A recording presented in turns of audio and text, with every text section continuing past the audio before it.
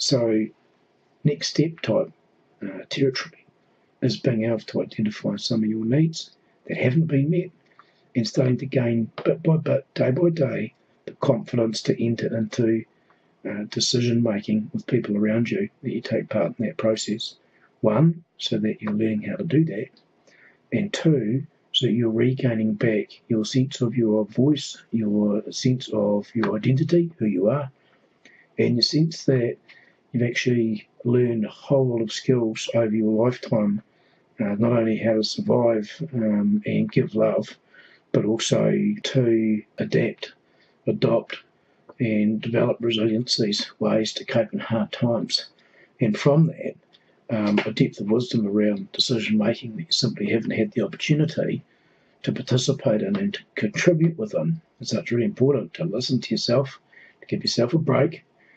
and then to start making decisions bit by bit by bit, so that you can gain back confidence in making decisions for yourself, choices for yourself, and knowing that they're real, knowing that they're meaningful, knowing that they're important, and knowing all the while that every time you do that, you're showing your little people how to do that. Because they may not have seen that in their lifetime. They may not have seen mum or dad make a decision without being shut down, without being forced into a side room, without being put down, without being mocked, without being made fun of in some way, without being discounted, all those things. And so it's really, really important that as soon as you possibly can, once the chaos of leaving and trying to find somewhere else to stay has settled a bit, that you start entering into making decisions and getting feedback on those decisions,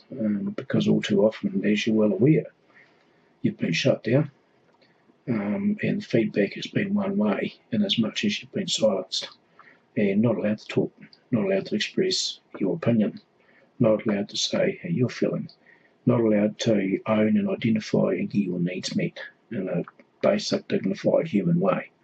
that engenders respect and engenders a sense of well-being. So step 2, after finding refuge and shelter, is to just start trying to get a sense of daily routines, identifying what your needs are, and actively taking part in decision making about your life and your children's lives as best as you can. Try and provide, include support people where they're there in terms of family members. However, sometimes they need to be encouraged to shut up and let you do the talking,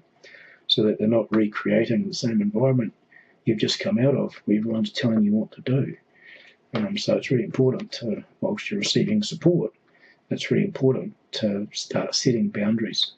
and letting people know where you stand. And that's not in the sense of, I don't appreciate the support. That's in the sense that when the support in time gets withdrawn in the way, shape or nature in which it's being provided, then you're having to make those decisions on a day-to-day basis anyway. And so it's important that as soon as you can, you reinitiate, or you begin learning how to do that and set boundaries within your human dignity of being able to make decisions for yourself.